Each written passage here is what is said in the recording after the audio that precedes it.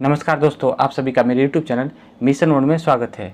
दोस्तों, इस चैनल के माध्यम से सीटीईटी की तैयारी की जाती है, जहां सीडीपी सीरीज चल रहा था। सीडीपी सीरीज में चैप्टर 1 जिसका नाम है वृद्धि और विकास। तो वृद्धि और विकास में हम लोग आज पढ़ेंगे, यानी पार्ट 4 वीडियो लाए हैं जिसका नाम है factors affecting of development and growth, वृद्धि और विकास को प्रभावित करने वाले कारक।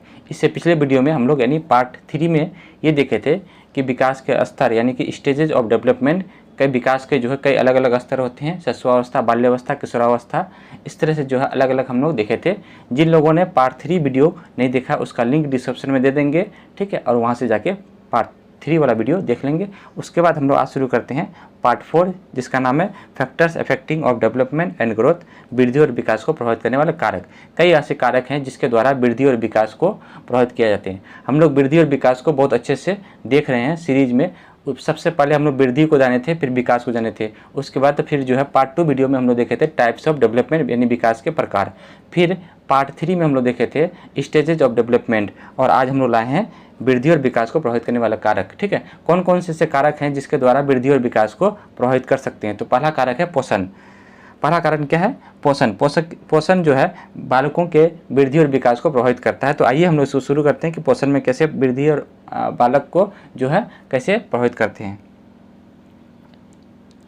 पोषण पे देखते हैं कि बालकों की वृद्धि और विकास में पोषण की अहम भूमिका होती है। यदि बालक को उचित मात्रा में प्रोटीन, वसा, कार्बोहाइड्रेट, खनिज, लवण इत्यादि मिलती है तो वो निरंतर रूप से सभी पक्षों का विकास करते हैं।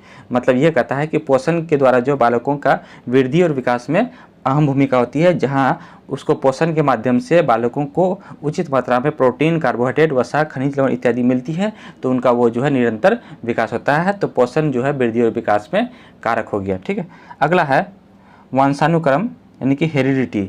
यदि माता पिता के गुण बच्चों को तक क्रोमोसोम यानी जीन्स के माध्यम से होता है तो वृद्धि और विकास अच्छा होता है। यदि ये कहा जाता है कि अगर माता पिता का गुण अगर बच्चों तक जो है यानी क्रोमोसोम यानी जीन्स के माध्यम से जो है पहुंचता है तो उसमें वृद्धि और विकास जो है बच्चों में बहुत अच्छा होता है। जिस बच्चों के physical and mental development parents के बॉडी यानी माता पिता से में होता है, मतलब पेरेंट्स का जो गुण होता है वो माता पिता का जो गुण होता है उसका मानसिक गुण जो है बच्चों में तो आता है, तो वो बच्चा जो है एक अच्छा जो है विकास करता है। तो यहाँ पे वंशानुकरण यानी हेरिडिटी भी जो है प्रभावित करता है। तीसरा है वातावरण। अब वातावरण कैसे बच्चे को प्रभावित करते हैं तो इसको देखते हैं। बच्चे जहाँ जन्म लेते हैं तथा जिन परिवार में उनका लालन पालन होता है, यदि उस परिवार का वातावरण अच्छा है, जैसा कि परिवार शिक्षित है, व्यवहार युक्त है, तो बच्चों में भी एक अच्छे व्यवहारशील गुण उत्पन्न हो जाते हैं।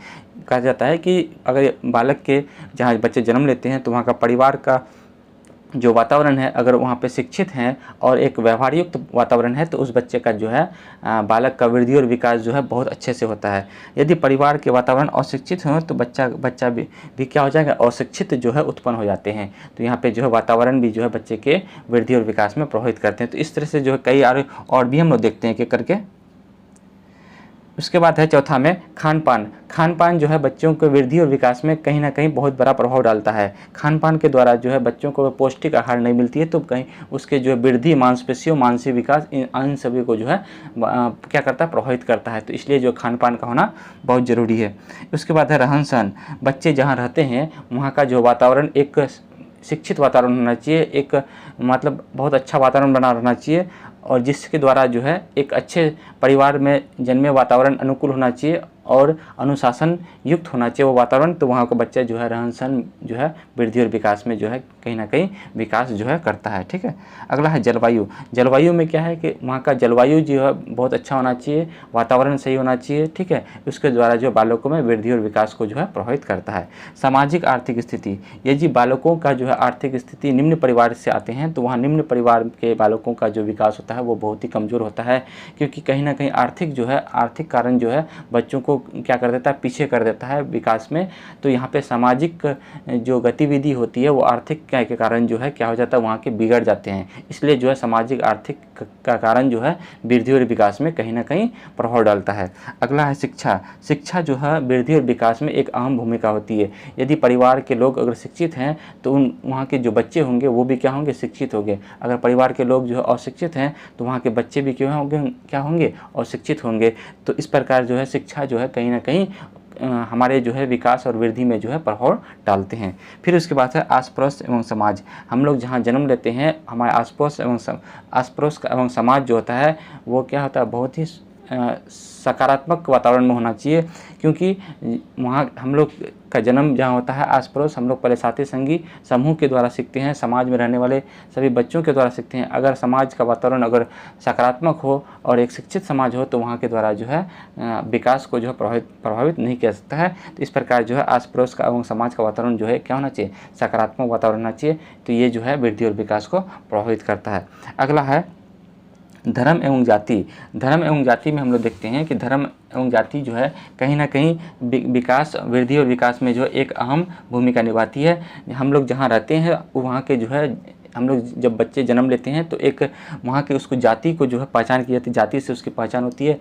और जाति और धर्म और जाति जो है कहीं ना कहीं एक घनिष्ठ संबंध रखता है। जहां भारत में जाति प्रथा से व्यक्ति एवं समाज में धार्मिक अधिकारों एवं कर्तव्यों का भी निर्धारण करता है, तथा साथ ही साथ उनकी सामाजिक मनोवृत्ति एवं सामाजिक मूल्यों को भी बहुत हद तक जाति प्रथा के नियमों द्वारा भी निर्धारित की जाती है। तो हम लोग ये देखते हैं कि कहीं उच्च वर्ग के हो गए, मध्यम वर्ग के हो गए, निम्न वर्ग के हो गए, तो यहाँ पे जो है जाति का जो है कहीं ना कहीं बहुत बड़ा योगदान होता है कि निम्न वर्ग के जाति जो है वृद्धि और विकास में जो है कहीं ना कहीं प्रभाव डालते हैं। ठीक है। अगला है लिंग।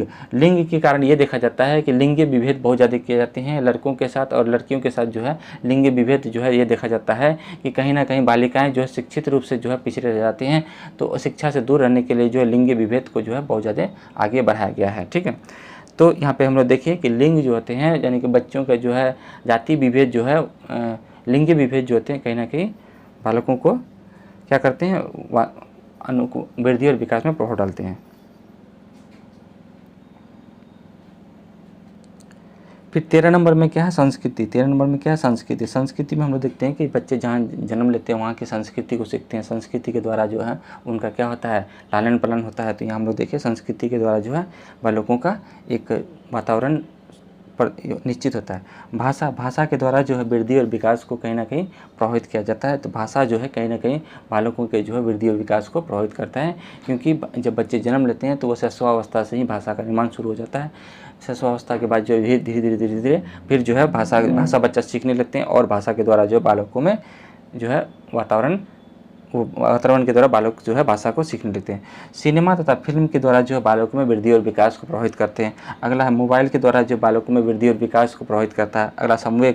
संवेग जो है बालकों में वृद्धि और विकास में प्रभावित करता है। संवेग बालकों के द्वारा जो है उनका विकास होता है। जैसे जैसे बालकों का उम्र बढ़ता है उससे उससे जो है बालकों का जो है संवेग में भी क्या होता है, विकास होता है। अगला है अनुवांशिक बीमारियां। अनुवांशिक बीमारियां, अगर यदि माता पिता में किसी तरह की बीमारी होती है तो अगर बच्चों तक भी वो बीमारी पहुंच जाती है तो वो जो है कहीं ना कहीं बच्चे को जो है वृद्धि और विकास में प्रभाव डालती है। तो अनुवांशिक बीमारियां भी जो है बच्चों की वृद्धि और विकास में प्रभाव डालती है। ठीक है। अगला है हार्मोन डिसऑर्डर। हार्मोन डिसऑर्डर के द्वारा भी जो है बच्चों में जो वृद्धि और विकास में कहीं ना कहीं प्रभाव डालती है। फिर क्रोमोसोम डिसऑर्डर के द्वारा भी जो है क्रोमोसोम यानी कि गुणसूत्र में जो है माता पिता के जो गुण पहुँचते हैं उनके द्वारा भी जो है कहीं ना कहीं बच्चों में जो है वृद्धि और विकास में प्रभाव डालती है। और अधिगम नियोक्ता के कारण जो है बालकों में फिर जो है वृद्धि और विकास को प्रभाव डालती है। इस प्रकार हम लोग देखिए कि वृद्धि और विकास में जो है कई सारे ऐसे कारक हैं जिसके द्वारा जो वृद्धि और विकास को जो है प्रभावित कर सकते हैं। तो यहाँ पे जो है सीटेट से संबंधित सीटेट में जो है कई सारे पॉइंट बन सकते हैं कि इनमें से कौन सा है जो वृद्धि और विकास को प्रभावित करता है। तो हम लोग इस पॉइंट को जो है लगभग 21 पॉइंट दिए हैं जिसमें आप लोग को याद रखना है। ठीक है। तो उम्मीद करते हैं आप लोग जो है वृद्धि और विकास को प्रभावित करने वाला कारक जो है ये बहुत ही अच्छे से समझ में आ गया। ये पार्ट बाय पार्ट वृद्धि और विकास का चैप्टर चल रहा है। इसके बाद जो हम लोग का पार्ट 5 वीडियो आएगा जिसका नाम रहेगा, हम लोग पढ़ेंगे वृद्धि और विकास का शैक्षिक आशय यानी educational implications of growth and development. Growth and development के द्वारा जो है बालकों को ध्यान में रखते हुए जो है शिक्षक जो है कक्षा में शिक्षा कैसे देंगे उसके बारे में हम लोग देखेंगे। उसके बाद जो है फिर हम लोग का पार्ट 6 वीडियो आएगा जिसमें हम लोग ऑब्जेक्टिव देखेंगे। ठीक है। यानी कि वृद्धि और विकास का शिक्षा में क्या योगदान रहा उसके द्वारा जो हम लोग देखेंगे। ठीक है। तो फिर हम लोग पार्ट 5 वीडियो मिलते हैं इसी चैप्टर का वृद्धि और विकास के साथ नेक्स्ट वीडियो में। फिर तब तक के लिए धन्यवाद।